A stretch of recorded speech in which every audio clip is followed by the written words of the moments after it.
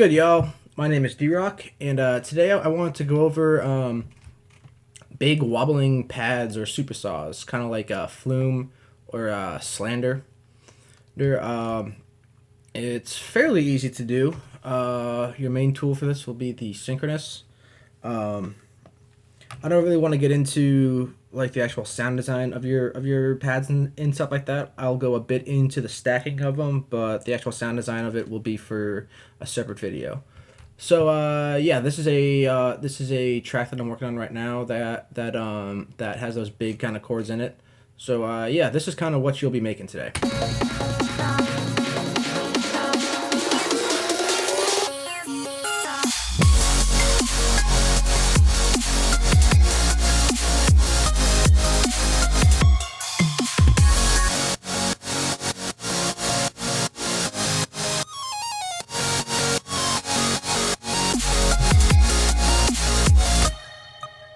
So yeah, these big old pads here.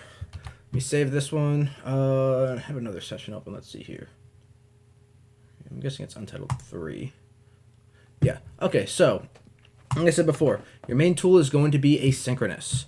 Have the length to, what was that? I guess 8 units, I think. Start with this one. Go on a quarter note and go like that. Then you can use this freehand one to fill in the next 3. Then jump to the one that's decaying really quickly. Looks basically like a sawtooth wave, and then have it on this end here. This is at least what I did. You don't necessarily have to have that one. For this case, I wanted to go up, hold for a moment, then go back down quickly, and then slowly fade back in for the next wobble, I guess. What I've done in the past as well is only go down to here, go to 8th note. Oh, what happened there? And done something like this, and it works fine, I guess. But we're gonna use the yellow one twice as fast, or twice as long and twice as fast. So I have this on a separate bus.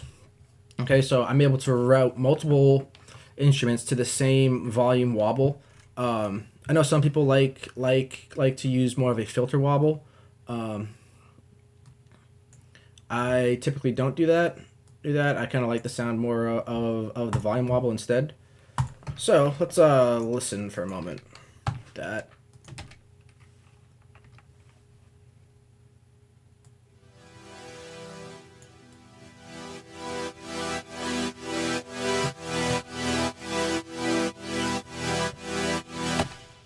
Yeah, so yeah, that's basically it. There's a few other tricks that I want to show you though. Well, first and foremost, the reason that I have this on a separate bus track and I don't use sidechaining for it instead, is so that I can have other things like a sub bass or something like that sidechained specifically to the drums. Then I can also sidechain to the drums from like here as well. But no matter what, we're still getting this quarter note or half note wobble on every track that we route through this. Another thing that's really nifty with this is to have like an on-off enabled for it. That way, if you have like some sort of a break in there, then you can have it turn on and off. So in this case, within the bus tracks programmer, choose enabled, have one be on, bypass. So let me change that again. On, automate it. Have it be on, so then it'll go back and forth. You will have to play with some of the volumes a little bit. I think if you turn this all the way down,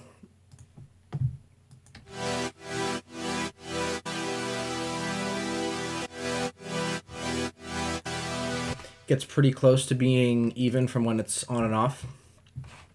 For the composition side of it, we got here is a basic triad, copied an octave down,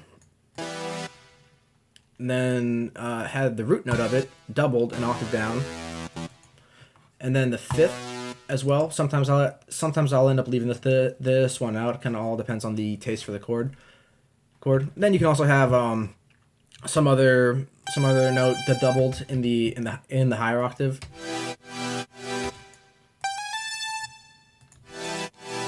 To give, just to give it different timbres and variations of it.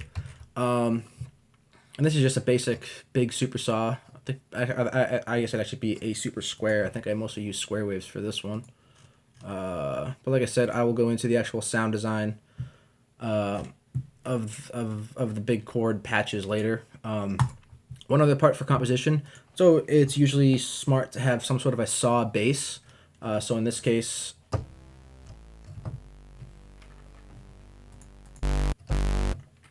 it's a pretty simple saw bass, one regular saw, one multi-oscillator saw, and then having that route to that same wobbling bus. That's that way it kind of thickens everything up a little bit, and then that'll also get controlled by this on-off. So yeah, that's the basic gist of at least how I make a kind of flumey, slanderish, big super saw chord wobble sound. If you have any questions, comments, drop a comment or shoot me a message. If you have any sort of requests, once again, drop a comment, shoot me a message. And yeah, that's pretty much it. I'll see you guys next time.